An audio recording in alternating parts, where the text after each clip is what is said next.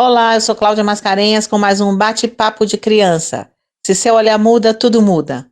Essa é a segunda parte do programa Cuidados Solidários, onde a gente tem como convidados Fábio José Garcia Paz. Ele é ativista de direitos humanos, filósofo e teólogo, com expertise em políticas públicas e advocacy. Já foi presidente do CONANDA e também já trabalhou em várias organizações humanitárias, coordenando redes, projetos e campanhas nacionais e internacionais frente aos direitos humanos de crianças e adolescentes. Atualmente, ele é coordenador do desenvolvimento institucional do Cefras, Serviço Franciscano de Solidariedade. E a gente também tem como convidado Matheus Didonê, que é natural de Brasília, é padre do Pontifício Instituto das Missões Estrangeiras, o PIME, foi ordenado em agosto de 2008 em Brasília, na sua cidade natal, e no mês seguinte partia para a Índia como missionário. Hoje estuda empreendedorismo social em Mumbai e é diretor do projeto Cuidados à Distância, que possibilita que a pessoa do Brasil colabore com a educação de crianças ao redor do mundo. Vamos escutar a segunda parte desse bate-papo incrível, onde a gente vai ser tocado por valores humanitários e de justiça de um modo muito contundente. Eu garanto a vocês. Um grande abraço. Eu estou escutando vocês e vocês estão dizendo, falando sempre da transformação, né? A transformação pela ação, a transformação pelo encontro com a diferença, a transformação pela empatia, né? E a transformação por uma ideia, né? De comungar um mundo melhor, de compartilhar um mundo melhor, né? Eu acho que isso é tão tocante, né? E no relato de vocês, Fábio, quando fala da fome, né? Assim, é muito impressionante que a gente possa ter, digamos, um aumento da fome, que a gente possa ter nesse mundo, né? Com tanto desperdício, que a gente tem falado tanto do mundo do excesso, né? O que a gente sofre hoje em dia é um mundo de excesso e, ao mesmo tempo, né, a gente tem um outro polo da moeda, que é a absoluta escassez, porque a pessoa não tem o que comer, realmente é alguma coisa muito... aí eu já vou entrar nesse tema do que seria a injustiça, né? Que é isso, que a gente sabe, mas não sabe, né? Assim, a gente sabe, a gente ouve falar, né? Mas a maioria, a maior parte, né, das pessoas que vão, inclusive, ouvir a gente, não tem muita ideia, né, do que é isso que vocês estão falando. E por isso que eu acho que é bem importante essa conversa nossa, né, de mudança de olhar, né? Que o objetivo do podcast do Papo de Criança é: se seu olhar muda, tudo muda. Né? Então, essa, digamos, seria a nossa visão de transformação aqui do podcast, né? Se seu olhar muda, tudo muda. Eu queria ouvir um pouquinho de vocês, já que é papo de criança, como é, então, o lugar da criança nesses cuidados solidários, né? Como que se chega a isso, como é a transmissão para essas crianças, o que vocês têm visto e o que vocês têm percebido que é importante falar para quem está escutando a gente, a criança nessa dimensão aí que vocês estão tratando. O Matheus, eu vou aproveitar porque você falou umas coisas que e aí, emendando um pouco o que a Cláudia fala, é engraçado, né? Por que, na verdade, nós estamos com um padre, né? Que é o padre Matheus, e eu que estou aqui franciscano numa experiência franciscana. E aí eu fiquei me perguntando, mas por que duas pessoas, entre aspas, que estão conectadas com uma dimensão religiosa ou espiritual? Talvez a saída é essa, né? A saída, a religião autêntica ou aquela das origens, ela não é a religião da doutrina e da fala. Ela é a religião da conversão. E o que é conversão? Não é você acreditar em Jesus Cristo, num Deus barbudo, ou numa mulher branca chamada Maria. Não. A conversão, ela se dá pelo princípio do encontro com a precariedade da vida, né? Então, Francisco de Assis, ele não é um santo que ele foi iluminado na igreja, dentro de uma igreja. Ele passou pela guerra, vendo corpos apodrecendo, ele ficou doente, quase enlouqueceu por ver a realidade da vida, e depois um encontro com um leproso que faz ele perceber, que mundo que é esse, né? Então, Cláudio, eu acho que uma das pistas, e até entrando nessa coisa da infância, sem a experiência com a realidade, sem o choque com a realidade, nós não temos pessoas sensíveis e transformadoras para o que virá e para esse presente tão desafiador. Então, se você percebe um Francisco de Assis, um Che Guevara, eles têm um elemento que é fundamental. Ambos conheceram e foram impactados pela realidade. Isso dá o sentimento de fazer pelo outro, sair do seu lugar, do seu eu, e pensar na dimensão da alteridade. E a inquietação como um elemento presente. Eu aposto que o Mateus, nem conhecendo ele pessoalmente, deve ser uma pessoa extremamente inquieta. Ele é vocacionado para a inquietação. Eu sou extremamente inquieto. O pessoal diz que eu dormindo, até no sonho, eu devo ser uma Mafalda, né? Questionando o mundo, protestando, não sei o quê. A Cláudia, eu já conheço ela, uma pessoa inquieta. O que nós precisamos é ter pessoas sensibilizadas para a realidade. E isso só se dá por meio da experiência. Eu sei que você pode ler um livro e se converter, mudar a visão de mundo, mas é pela realidade. É quando você entra num abrigo e você vê crianças de 0 a 17, 18 anos sendo institucionalizada e você percebe que ela não tem um abraço. Aquele cheiro dos abrigos, daquela comida, daqueles técnicos que ficam, entre aspas, vigiando a criança, porque cuidado tem a ver com afeto, com história, com memória, você percebe, quando você entra no abrigo, que o abrigo não é o melhor lugar para uma criança. É somente indo para lá. E não você, de repente, entregar uma roupinha, uma cesta básica, estou lá indo para o abrigo. Quando você vivencia as experiências, você primeiro se transforma e você começa a mobilizar pessoas. Então, no campo da infância, é a mesma coisa. Eu vou falar uma coisa aqui, Mateus, desculpa, tá? Conheço você, a Cláudia já me conhece. Mas no movimento da infância, na rede da primeira infância, uma vez eu fui extremamente criticado quando eu tirei foto do movimento sem teto numa ocupação urbana, que a polícia estava indo para lá, o governador estava indo para lá e tinha uma lona. E eu, na época, era presidente do CONANDA, fui lá dialogar com o movimento, vi criança, falei, temos que conversar para ver o que está acontecendo. E eu tirei uma foto dessa lona e essas crianças ali, com as famílias, e eu fiz um texto dizendo, olha o sentido de formação, desenvolvimento e de participação de crianças. E aí eu fui extremamente criticado dizendo, você está apoiando essas coisas de que criança tem que ficar embaixo da lona, criança tem que estar numa casa, criança tem que estar protegida, esses movimentos fazem a cooptação da criança.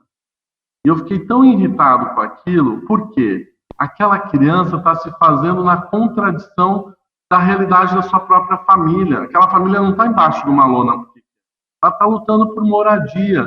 E essa criança já está participando desse processo. Que bom se ela tivesse uma casa para deixar a sua criança ela ficar reivindicando só de um Facebook. Não, essas famílias estavam reivindicando o seu direito de ter uma casa. E essa criança participa desse processo. A contradição e a realidade vão constituir um ser humano que entende as contradições sociais e políticas e que ele vai ter que ajudar nessa transformação. Assim como a minha filha Pilar, que está lá em casa, todo dia chega e fala o seguinte, papai, eu quero aquilo, aquilo outro. Eu digo, minha filha, o mundo não é feito do ter. Papai está vindo de um trabalho onde as pessoas não têm o mínimo, e você já tem 3 bonecas dessa. Aprenda que o ter não é a razão do mundo. E aí, a minha pergunta é sempre essa, como que eu vou criar uma filha não egoísta, não totalitária, não mesquinha, não acumuladora, não consumista, eu tenho uma filha mais crítica, sabendo que o caminho não está pelo consumo e pelo ter, e sim pela convivência.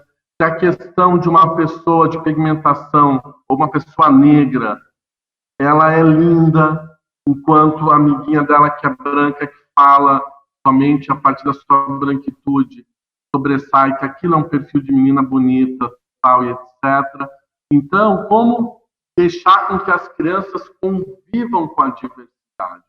E aí só tem um elemento importante, é estar com as crianças em ambientes onde propicia essa compreensão, onde o papai e a mamãe não vão contratar a empregada só negra, mas tem amigos negros, convive com a dimensão racial no seu cotidiano, assim como a dimensão de classe, que ela sai do seu apartamento e vai lá conhecer sua tia, que é camponesa, que planta, que mata galinha para sobreviver, que planta arroz e feijão, que a sua outra tia que está desempregada, que a gente tem que, às vezes, apoiar com uma cesta básica, que ela não tem aquela estrutura como tinha, que mora em outro lugar da cidade.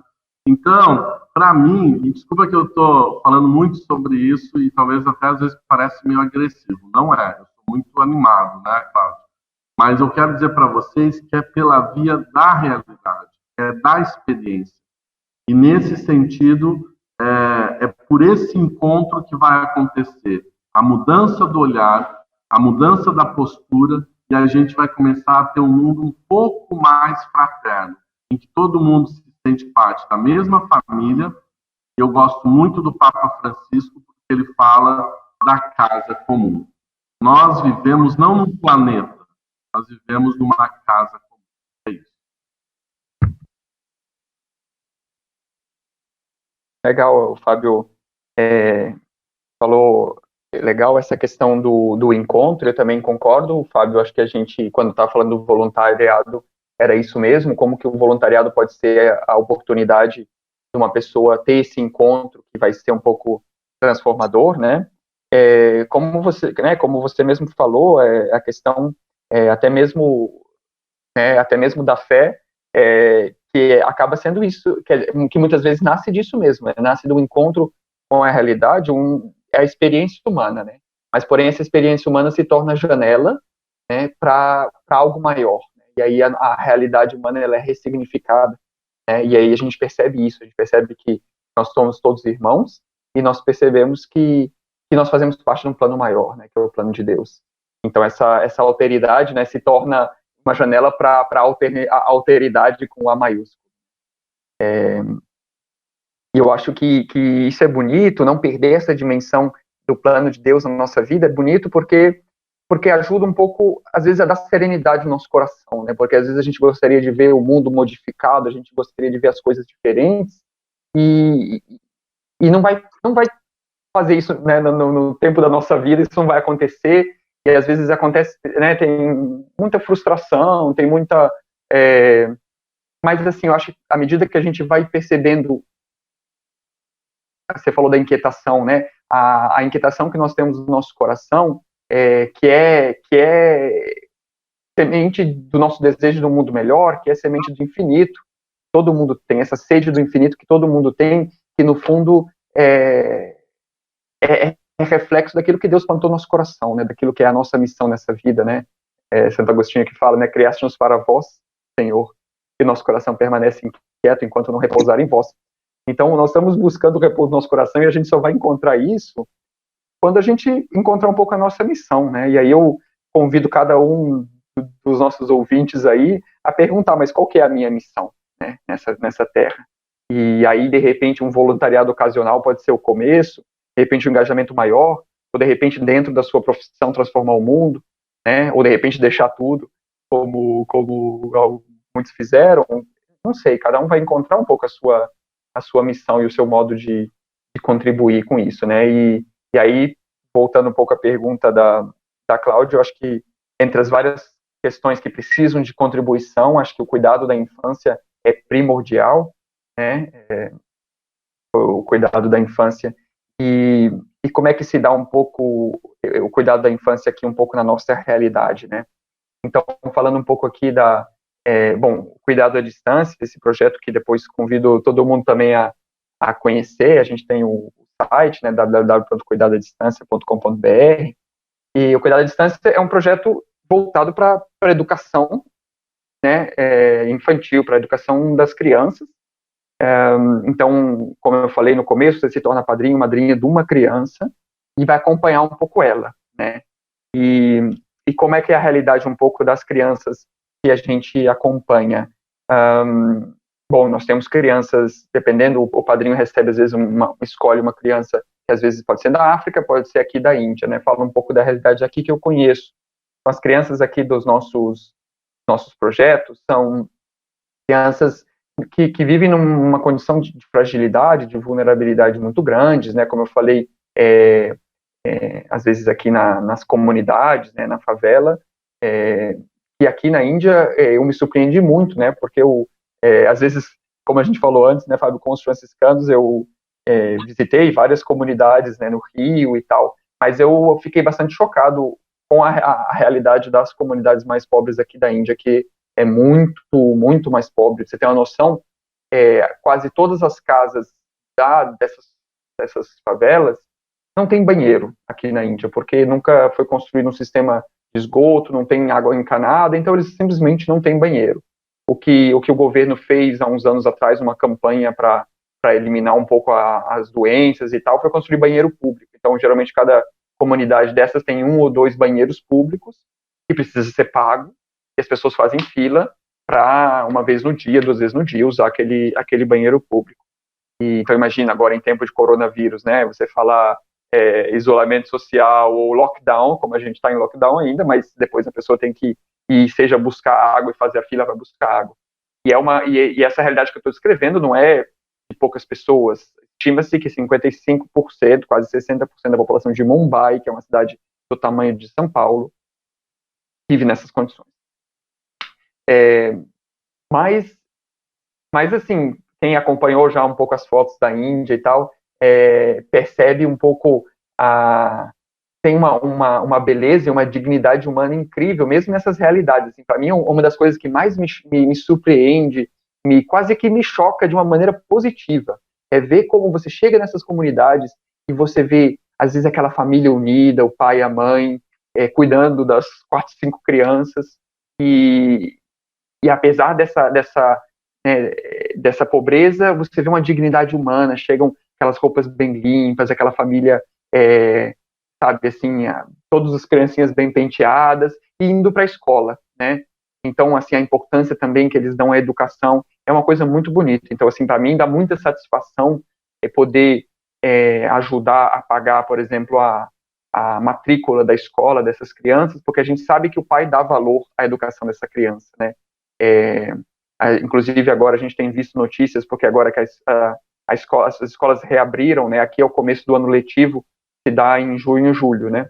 As escolas reabrindo e as escolas públicas de Mumbai, da área, decretaram educação online, né? Muitas famílias não têm computador, então a gente tem visto notícias que até bonitas do menino que do vilarejo rural, ele caminha, sobe o morro todo dia, ele colocou uma cadeira e uma mesinha lá em cima do morro, que é o lugar onde ele pega a internet, todo dia ele vai lá e senta e acompanha a aula dele online, né? Ou do pai lá que tinha 2 vaquinhas e teve que vender uma, mas porque reconhece a importância da aula da filha e para dar um celular para a filha poder acompanhar a aula, né? Então, assim, dá muita satisfação, assim, de ver como que a educação é percebida como a possibilidade de expandir realmente o futuro dessas crianças, né? Eu estava aqui pensando e queria que vocês comentassem pelo menos umas 2 questões, que é a seguinte, o que vocês escutam dessas crianças, né, que estão nessa dimensão que a gente está chamando de invisibilidade para o mundo, né, assim, o que elas falam? Acho que, já que a gente está falando em ação, já que a gente está falando da realidade, vocês podem trazer para a gente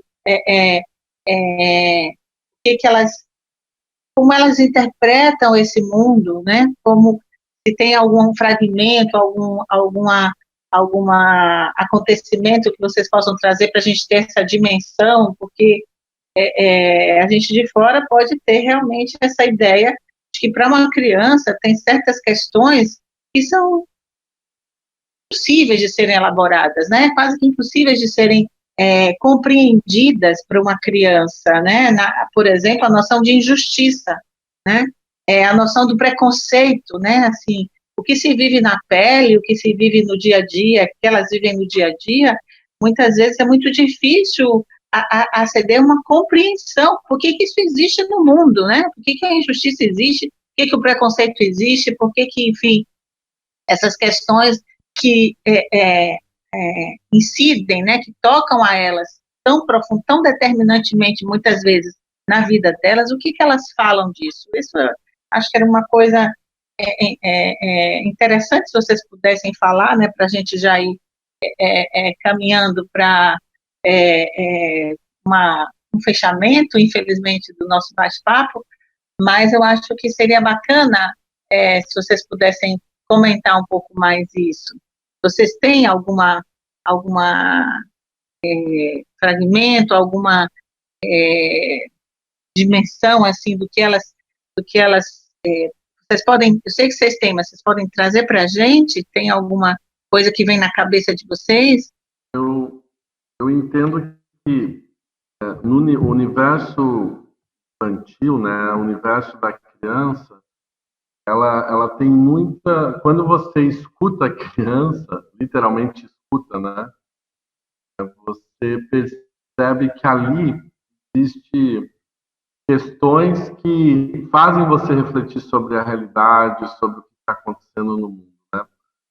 E aí agora eu vou falar como pai, né? Como pai, também como defensor de direitos de criança, escutando outras crianças, o que eu percebo, Cláudia, é que há uma falta de um projeto de sociedade para as crianças. Esse é o meu debate até com o pai aí do Matheus, com o Vital. O país não tem um projeto da infância, ou não tem um projeto de país para a criança. Por que eu estou falando isso? Porque lá em casa, eu gostaria e quero sempre reger a dimensão, é importante a solidariedade, é importante perceber que todo ser humano é diferente, é importante perceber que há pessoas que passam fome, outras têm mais, o elemento da dimensão da classe, né? Da luta de classe, que existe no país, as diferenças, a questão do preconceito. Você viu, o tio Emerson é casado com o tio Leandro, né? Que bonito, né? Aí, pai, mas por que eles são dois homens? Homem com homem pode ser casado, vivem um amor. Então, dentro de casa, eu sinto que as questões trazidas pelas crianças a gente consegue trabalhar. Só que o problema, como nós não temos um projeto de Estado, a criança passa grande parte do seu tempo na escola. E aí, quando eu vou lá e compro para ela uma boneca, um livro, falando sobre a menina dos cachos lindos, a menina com uma cultura afro, uma menina com uma pele negra, e ela vai na escola, e aí ela está em uma escola nesse sentido particular, e ela vê que 98% são brancos, e que a escola trabalha com o estereótipo de branquitude, até na sua modo de organizar, de falar, de expressar imagens, ou essa coisa da menininha e do menininho, os banheiros são separados, e tem uma cor que predomina, que é o rosa. Então, a escola acaba fazendo um desfavor e uma construção não alinhada com essa perspectiva mais humana, contemporânea, diversa. E aí, por outro lado, você tem ainda uma sociedade, uma produção de conhecimento que também não vai de encontro com esse projeto de uma educação, de uma relação com a criança que vai fazer com que ela tenha um olhar transformador. Aí você vê um desenho que predomina a visão machista, você vê um desenho, você vê que predomina a dimensão da violência, você vê um desenho, você vê a atitude mesquinha da menininha, o comportamento. Ou você vê um desenho, você vê que predomina o jeito Barbie de ser, né? Que é aquele jeito Barbie de ser, é do carrão rosa, da piscina, da diversão, da menininha adolescente, já mesmo sendo criança, curtindo a vida, uma menina negra, branca, loira, que ela é autoridade em tudo que ela faz, mas ela tem autoridade no comprar, no dirigir, fazer uma coisa diferente, mas tudo no sentido capitalista. Então, às vezes eu vejo a Pilar falando disso, tendo uma fala extremamente de uma visão de mundo de uma Barbie. Né? E aí eu falo, filha, mas não é assim. Assim, por que não é, papai? Né? Então, esses dias, ela trouxe uma dimensão mesmo de várias posturas, por exemplo, no campo dessa coisa mesmo racial, né? O país tanto vive isso, né? E aí eu percebi que essa questão, a questão da cor mesmo, da opção, eu falei assim, Pilar, vamos vestir uma roupa assim? Não, eu quero rosa. Aí ela disse, por que meu irmão vai colocar rosa? Aí eu falei assim, porque o papai usa rosa. Se o papai quiser, ele se pinta de rosa. Porque rosa não é coisa de mulher ou de homem ou de qualquer pessoa. Ela faz parte da vida, o rosa compõe. Aí eu comprei um livro, trabalhei a dimensão da diversidade com ela, da cor, dizendo que isso é uma coisa que a cultura traz, mas quem que traz isso? A escola trouxe na sala de aula, o desenho trouxe. Então, a gente tem que estar escutando as crianças e percebendo que o desafio dos cuidadores e também dos educadores é gigantesco no sentido de ter um projeto comum. Então, de perceber, mesmo que seja uma escola católica, uma escola particular, uma escola que seja qual for, há um projeto pedagógico que é regido pelo enfoque de direito. E que isso tem que passar para além da concepção ideológica, de uma visão de mercado ou de uma visão doutrinária.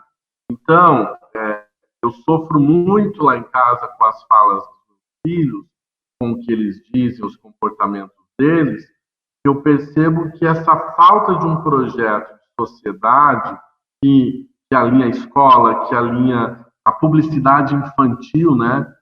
E alguns amigos nossos lutam tanto contra isso, é o que vai, sem esse alinhamento, realmente, nós vamos viver. Então, estou dizendo isso, Cláudia, porque os meus filhos vivem trazendo questões que eu posso dizer para você, assim, que um dia dá até para escrever um livro de tantas questões que trazem. Eu vou finalizar uma aqui. Gente, não estou falando de partido ou de projeto político, tá, Matheus? Então, mas eu tenho que falar o que a Pilar me disse que eu achei fantástico. Chegou na época da Páscoa, ela estuda num colégio, né, que é coordenado por padres, mas é por acaso isso, Matheus, não é porque eu escolhi, tá? É um colégio bom, grande e tal. E aí eles tiveram a Páscoa, né? E aí ela chegou para mim extremamente chocada. Assim, papai, sabia que você vai morrer? E eu vou morrer? Nossa, sei, minha filha.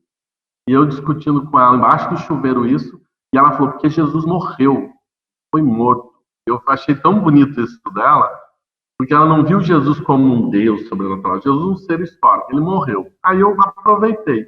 Então, por isso que a gente tem que cuidar da nossa vida, do outro, por isso que o papai trabalha nesse trabalho de tentar apoiar os outros, mas também é o momento de fazer. Falei tudo aquilo, né? Aí ela foi para a cama, Cláudia, eu levei ela para a cama, ela ainda estava com alguma coisa na cabeça. Ela falou assim, papai, se Jesus foi perseguido, aqueles que estavam com ele, né, abandonaram ele, do jeitinho dela lá de falar. Ela começou a falar, e Jesus morreu. Jesus foi preso, papai. Jesus foi preso. Você sabia que ele foi preso? E ele foi preso tal. Você acredita que a Pilar era bem ali na época quase que da prisão do Lula? Ela chegou para mim, não fui eu que falei, ninguém, nem o PT foi lá em casa formar minha filha. ela fez assim: papai, o Lula, dizem que perseguiram ele porque Lula não dava comida para as pessoas, ele não fazia isso para as pessoas, ele foi perseguido. Papai, o Lula não está preso? Aí ela disse: então, isso está errado. Aí, porque as pessoas estão perseguindo ele. Gente, não estou aqui no debate de Lula livre, Lula na prisão, não é isso. Eu estou querendo falar que no imaginário brasileiro político, teve uma perseguição, Lula, aquela figura, e ela fez o comparativo com a figura de Jesus. Jesus enquanto um ser político, um ser que provocou a igreja, provocou o Estado, e que isso eu achei bonito, porque no entender dela, ela trouxe um problema, e aí eu fiquei com medo, né? Agora, será que eu vou doutrinar essa menina? Vou dar para ela o livro vermelho comunista para ela ler, vou dar um livro não sei o quê. Não, eu não fiz isso. Mas a partir da comparação, a gente falou sobre política brasileira. Eu falei, minha filha, há grupos que focam na questão de todos, ou da maioria. E há outros projetos que pensam só no projeto de empresa, do pessoal e etc. E acredita que numa mesa, depois dessa reflexão toda, um dia, que era o processo de eleição, ela chegou e comentou com a prima dela, que é extremamente emocionada, ela disse o seguinte: realmente existe aqueles que defendem a comida para todos e tem aqueles que comem sozinhos, Sofia. Eu vi ela debatendo sobre isso. Fiquei extremamente feliz. Não porque ela vai votar em alguém, vai defender alguém, mas porque começou a inserir uma sensibilidade humana, societária, de projetos de interesse, da visão política de mundo. Então, não sei se era isso, Cláudia, mas tem várias outras coisas. Isso eu estou falando no campo social e político, mas há questões da sexualidade, da afetividade. Sim, Fábio, é isso mesmo, né? Matheus, você quer colocar alguma coisa sobre essa questão? Bom, o Fábio trouxe aí um caminhão de assuntos muito delicados, muito polêmicos, e eu acho que, como você falou que já estamos caminhando para o encerramento, eu acho que não é o caso de entrar aqui. Eu gostaria de comentar alguma coisa relativa à sua pergunta, do que você falou um pouco, a voz das crianças, né? Isso. O que essas crianças, como essas crianças veem um pouco essa questão do cuidado, e eu me lembro bem quando eu estava trabalhando aqui numa instituição que recolhe essas crianças, seja crianças de rua, a maioria delas, e algumas que o juiz afastou dos pais e tal, mas a maioria eram crianças de rua mesmo, assim, que tem alguma relação com a família, mas passavam boa parte do tempo na rua e tal. E me lembro que nessa instituição, um dia eu estava lá tentando no meu hindi, né, na minha língua local aqui, muito precária, tentando ensinar inglês para elas, né, porque a maioria das escolas aqui você tem 2 ou 3 línguas, porque aqui é uma confusão linguística, né, mas quase todas as escolas têm o inglês como segunda língua, porque é uma maneira um pouco do povo se entender. E aí esses meninos que eles mesmos, vindo de regiões diferentes, de repente falavam línguas diferentes, e aí eu estava tentando ensinar o hindi para eles, e aí o inglês para eles, e uma das perguntas aí que tinha lá no texto era o seu sonho, não, o que é o seu objetivo. Aí eu perguntei, tá, e qual que é o sonho de vocês, que vocês querem, né? Que a gente diz em português, que vocês querem ser quando crescer. E aí você percebe como que às vezes o ambiente em que a criança conviveu limita, né, o horizonte dela. E aí eles falando, né, qual que era o horizonte de experiência dessas crianças, né? Eles falaram, eu quero ser policial, eu quero ser motorista, eu quero ser vendedor de rua, né? Você vê, todas as coisas da dimensão imediata do que elas conviveram ali, né? E aí teve um que não sabia o que falar, e pensou, e aí era muito engraçado, porque ele não sabia a palavra em inglês, Aí eu tava lá com o Google Tradutor do lado, aí ele falou, Bicari. Bicari. Aí eu falei, muito bem e tal, né, legal. Aí fui lá no Google Tradutor, Bicari queria dizer mendigo. Eu falei, opa, peraí, será que a gente não tem um programa de vida diferente? Então, essas crianças, aos poucos, assim, não convivendo numa instituição, e que a gente sabe também não é o ideal, né, o nosso objetivo não é institucionalizar, mas restabelecer um pouco os laços com a família e tudo, né? Mas, assim, acaba dando uma outra dimensão, né, para essas crianças, e aos poucos elas passam a conhecer um mundo muito maior, né, e ter outros sonhos, e ter outras experiências, assim. E uma das questões, assim, que rapidinho eu queria comentar, um pouco também com essa questão o Fábio comentou essa questão do horizonte, assim, de, o ideal é um pouco aquele, por exemplo, a questão de classe e até a questão étnica, racial, né, que aqui na Índia a gente sente bastante, assim.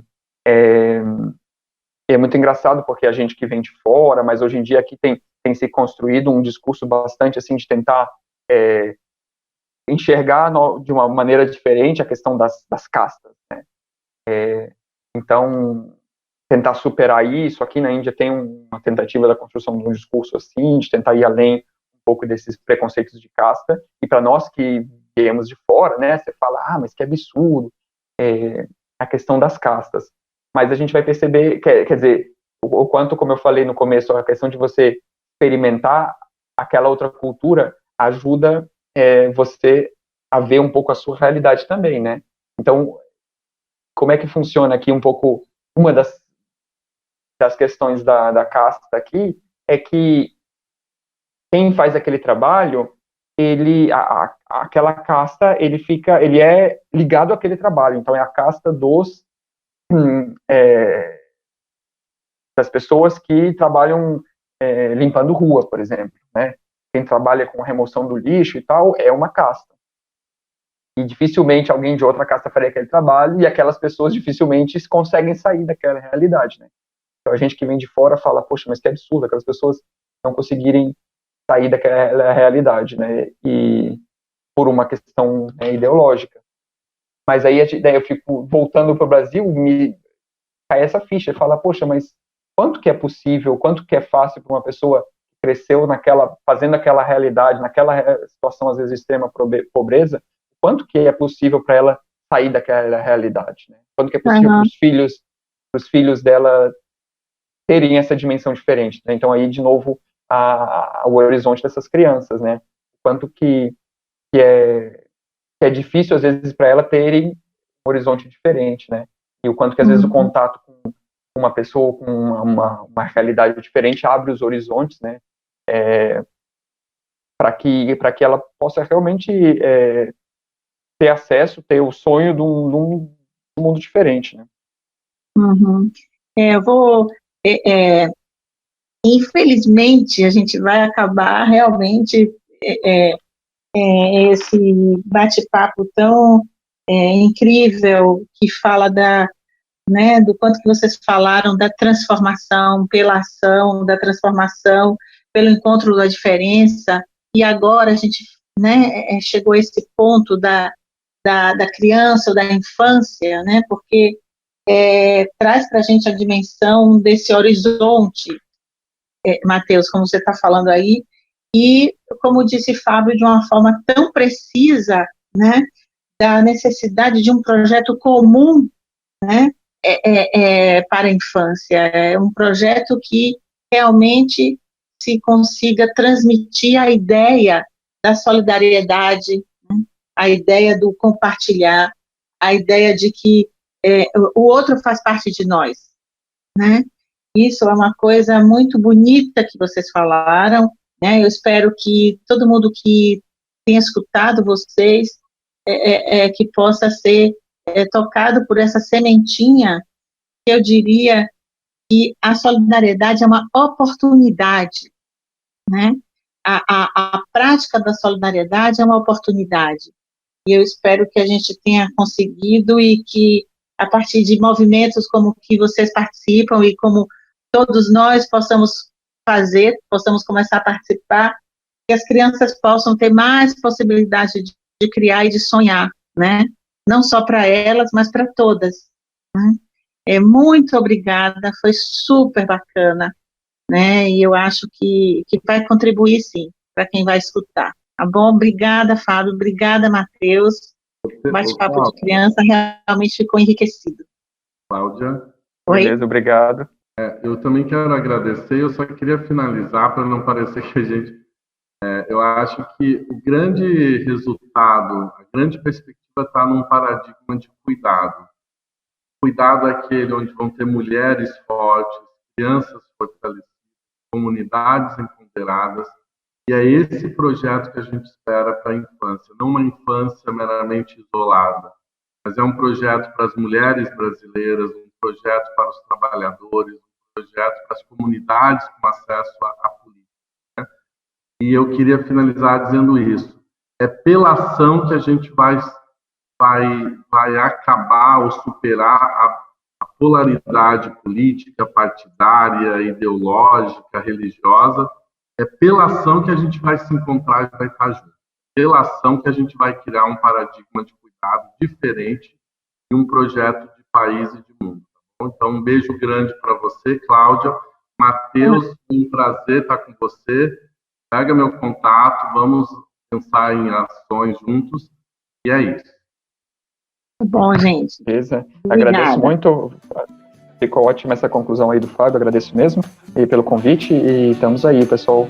Agradecemos os ouvintes também, quem quiser se engajar aí, temos 2 modos aí, tem muito bem-vindo. Tá bom. Bom, até as próximas. Grande abraço. Obrigado.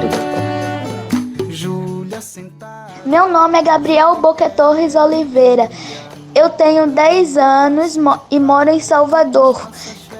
E eu gosto muito de um livro chamado Meu Hamster é um Gênio. O nome do hamster é Cheiroso e ele é muito fedido, mas ele ajuda o dono dele a aprender matemática. E eu gosto muito de brincar de circo com minha tia Martinha. Arthur, Bebedouro, Pipe Meia-Longas e Sklit. Boa tarde, meu nome é Maria Valentina, tenho 8 anos, moro na cidade de Alagoinhas, Bahia. Hoje eu vim dar uma dica muito especial para vocês, que é da coleção Crianças Geniais. É alguns livros que as crianças podem aprender muitas coisas. E o meu preferido é de Leonardo da Vinci. Ele era muitas coisas, tipo, autor. Ele se tornou famoso pelos quadros da Mona Lisa e da Última Ceia. Ele também foi músico, também arquiteto, escultor, cientista e inventor. Então, esses livros são muito legais, conta as histórias dos pintores e das pessoas famosas, das crianças famosas, que todo mundo é criança, já foi criança. Então foi isso, espero que vocês tenham gostado da informação. Um beijo. Ficha técnica, música, Luciano Salvador Bahia. Desenho Menina da Jujuba, Renato Barreto. Lema central, se seu olhar muda, tudo muda. Fernando Passos, Engenho Novo. Assistente, Luísa Guerra. Produção, José Bittencourt Júnior. Estúdio, Alex Carlyle. Quando ela boceja, engole o mundo, o que será que ela pensa?